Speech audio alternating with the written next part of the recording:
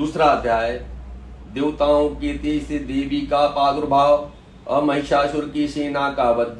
विनियोग। ओम मध्यम चैत्र के विष्णु ऋषि महालक्ष्मी देवता विष्णु छंद शाकंभरी शक्ति दुर्गा बीज वायु तथा यजुर्वेद स्वरूप श्री महालक्ष्मी की प्रसन्नता के लिए मध्यम चैत्र के पाठ में इसका विनियोग है।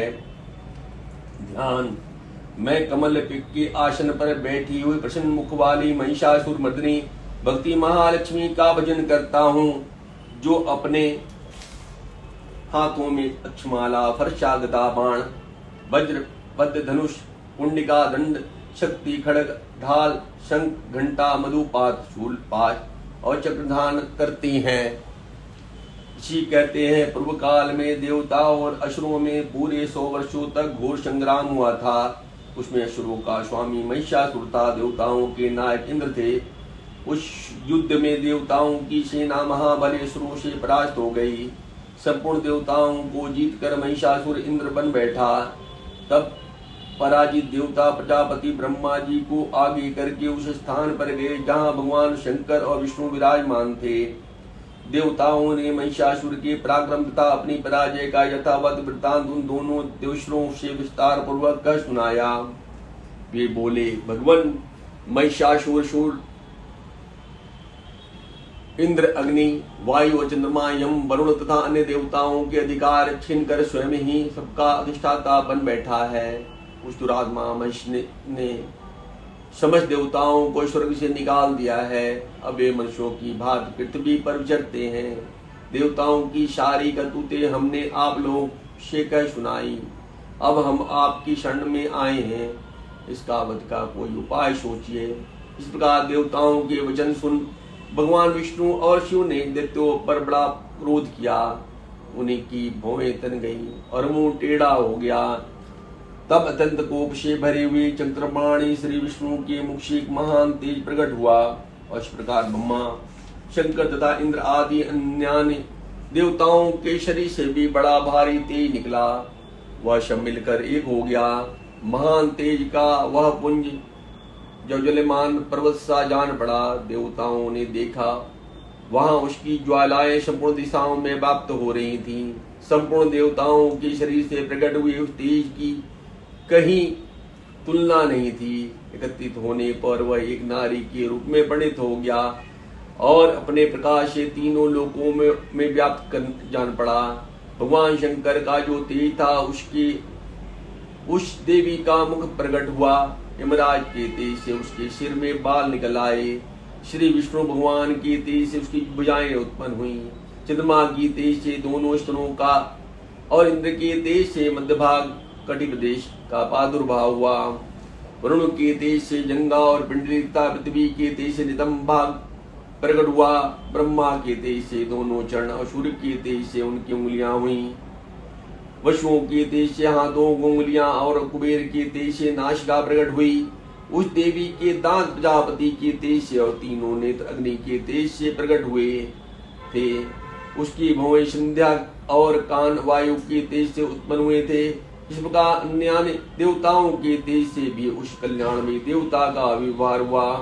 तदंतर समस्त देवताओं के तेज पुंज से प्रकट हुई देवी को देखकर महिषासुर के सताए हुए देवता बहुत प्रसन्न हुए। पिनाकधारी भगवान शंकर ने अपने शूल से एक शूल निकालकर उन्हें दिया।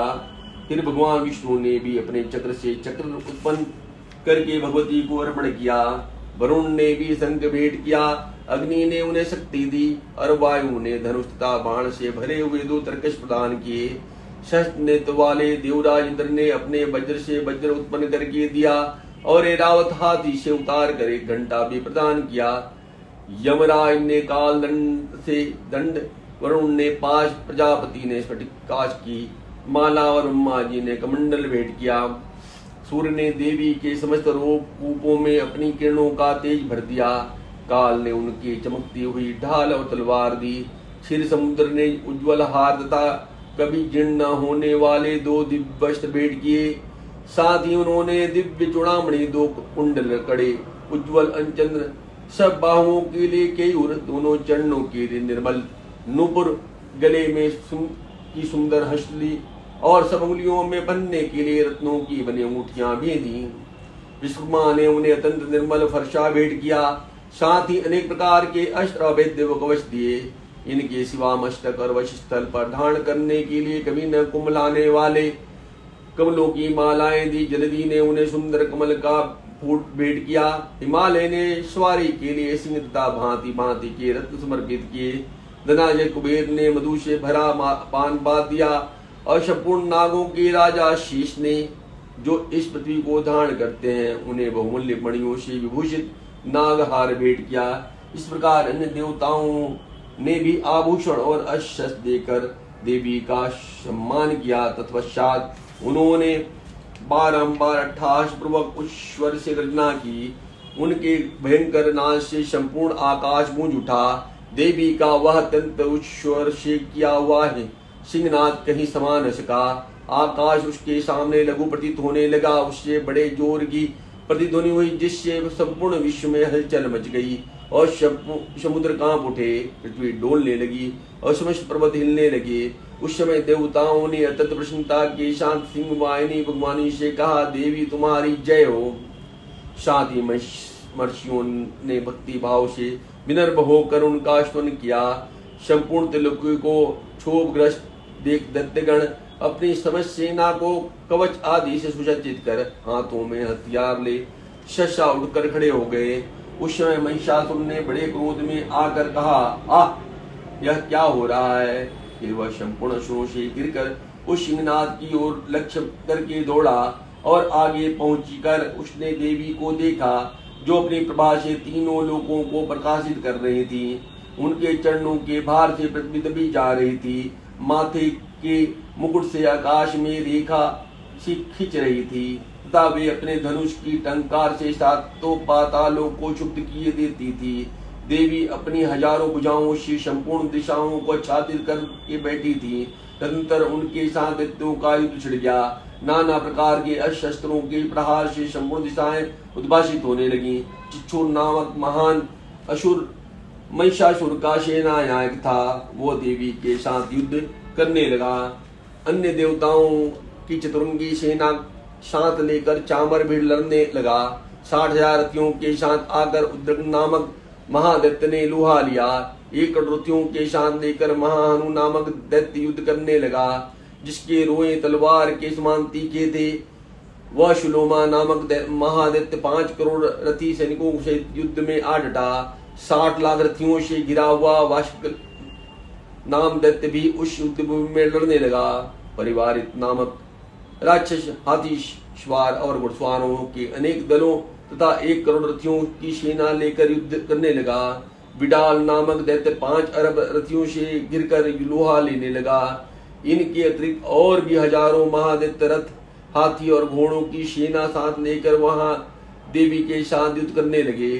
सो महिषासुर उस रणभूमि में कोटि को सहस्त्र रथ, हाथी और घोड़ों की सेना से गिरा हुआ खड़ा था। वह दैत्य देवी के साथ तोमर, बिंदीपाल, शक्ति, मूषल, खड्ग, परशु और प्रतिश आदि अस्त्रों का प्रहार करते युद्ध कर रहे थे।